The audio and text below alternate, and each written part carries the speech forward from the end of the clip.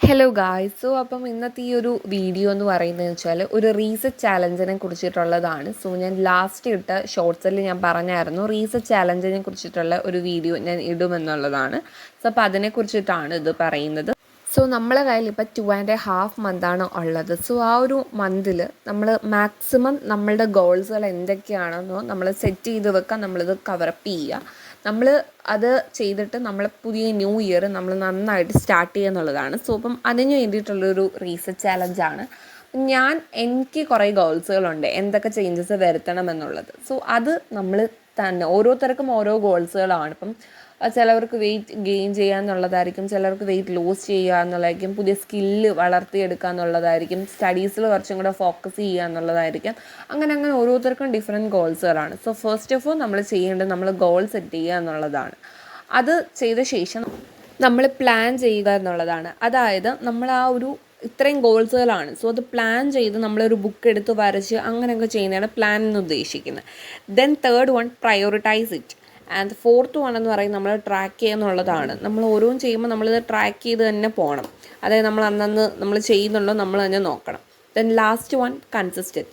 നമ്മൾ അത് ചെയ്യുന്നുണ്ടോ, നമ്മളൊരു കാര്യം നമ്മൾ ചെയ്യുമ്പം എപ്പോഴും നമ്മൾ ഫസ്റ്റ് 2 days ഭയങ്കര നന്നായിട്ട് നമ്മൾ ചെയ്യും, പിന്നീട് നമ്മൾ ചെയ്യത്തില്ല, നമുക്കൊരു മടുപ്പ് തോന്നും.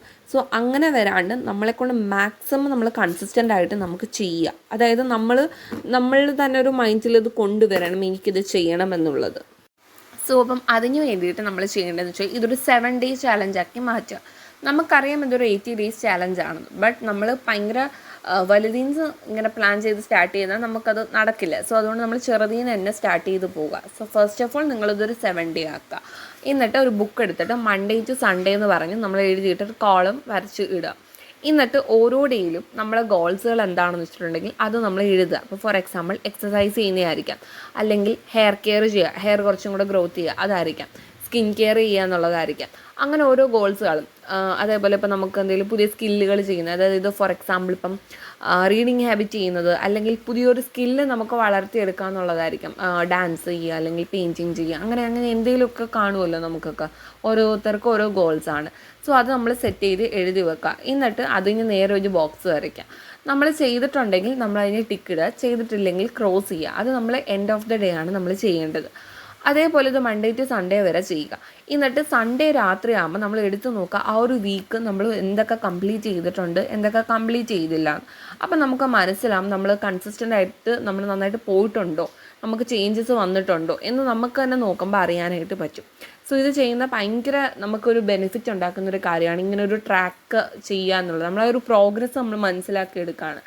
ഇത് നമ്മൾ കാണുമ്പോൾ നമുക്ക് കുറച്ചും കൂടെ മോട്ടിവേറ്റ് തോന്നും നമുക്ക് പിന്നെയും ചെയ്യാനായിട്ട്. ഇതേപോലെ ഇത് കണ്ടിന്യൂ ചെയ്യുക. ഞാൻ എൻ്റെ അപ്ഡേറ്റ്സ് അതായത് ഞാൻ എങ്ങനെയാണ് ഈ ഒരു ചാലഞ്ച് കൊണ്ടുപോകുന്നതെന്നുള്ളത് ഞാൻ എന്തായാലും അപ്ഡേറ്റ് ചെയ്യുന്നതായിരിക്കും. അപ്പം അത്രയേ ഉള്ളൂ. Thank you.